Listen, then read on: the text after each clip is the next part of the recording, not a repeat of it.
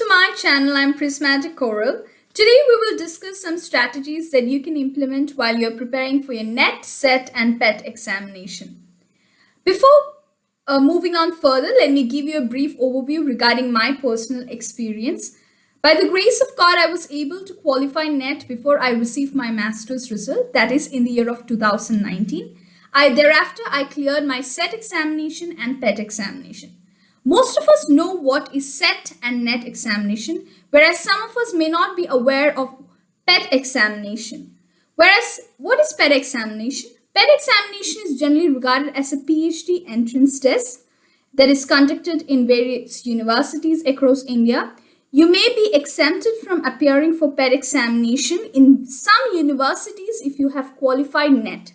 Whereas in other universities, if you have qualified for JRF, you will be exempted from appearing PET examination. But fortunately, it was a pleasant experience. I was able to clear both SET, NET and PET. Why did I appear for PET examination? Because I hadn't yet received the result of PET as SET as well as NET examination. Now, this video will be solely based on certain tips that I would like to share with you while I prepared for this examination, especially NET examination. I hope you guys are preparing for your upcoming NET examination, and may God bless you all. The first tip that I would like to provide you is, please, before you start preparation, there will be a lot of people confronting you and telling you that it's an extremely difficult examination, which is highly unpredictable. Some people will also go on to the extent of saying that it is purely based on luck. Well, let me say it is not so. If you put into your right effort and invest your time, you will be able to successfully clear this examination. So, first of all, remove the fear away from your minds, or remove the negative mindset or negative thoughts that is instilled in your mind. Then you start preparing for this examination. Yes, we cannot deny that only 6% of the entire candidates who appear for this examination clear the examination, and only 2% qualify for JRF. But let us look on the brighter side of things, because every 6 months there is a certain section of individuals who clear this examination. Now they have placed some right strategies in front of them in order to clear this examination. So we will learn what kind of strategies they followed upon. Now, another misconception that is surrounding this examination is that we need to invest a long duration of time in order to prepare for this examination. Please take that away from your mind, because I can vouch that from my personal experience. I only prepared for 2 months for this examination, that is during my summer vacation, right after my master's examination.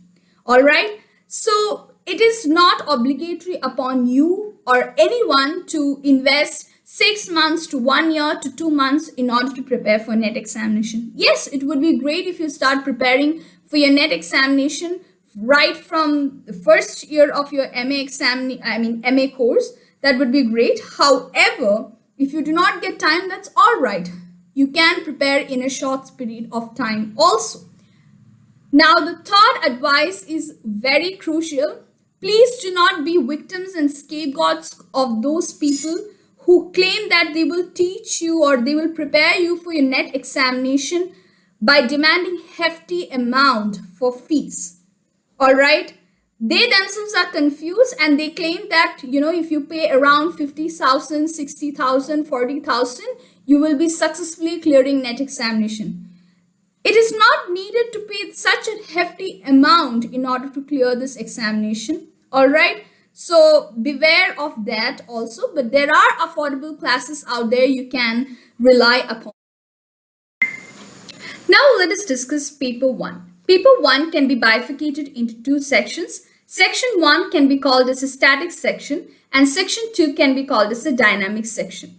Under the static section, we can assign topics like information and communication technology, communication skills, people and environment, higher education, governance, polity and administration, and research and teaching aptitude.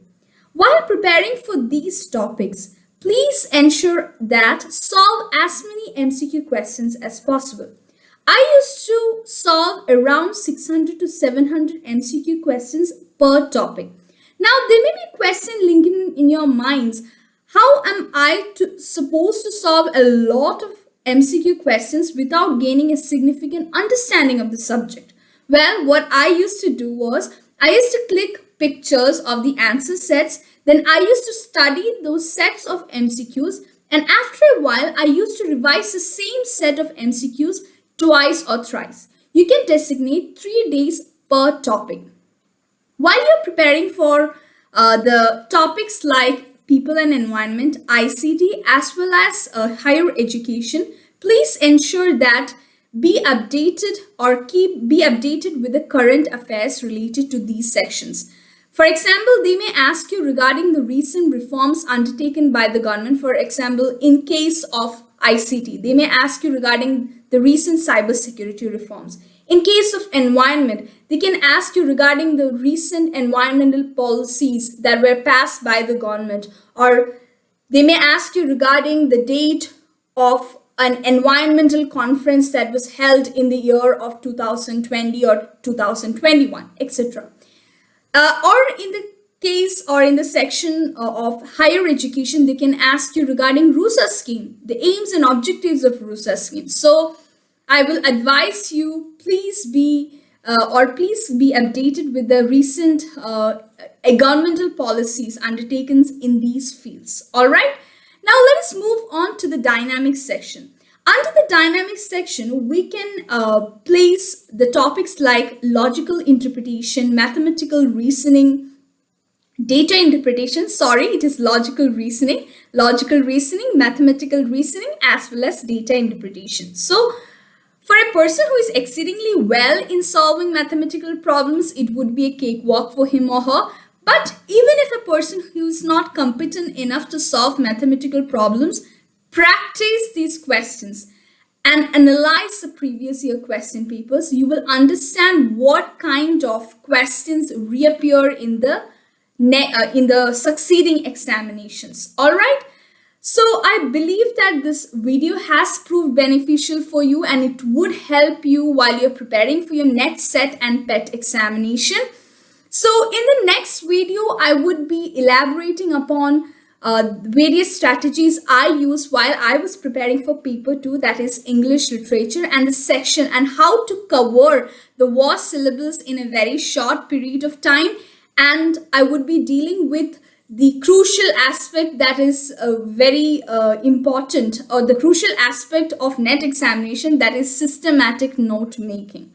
All right, I hope this video proved beneficial for you, and please you can also suggest me what kind of videos should I make in the upcoming days, and I hope you will successfully clear these examinations. May God bless you all. Stay tuned for the next week. Bye.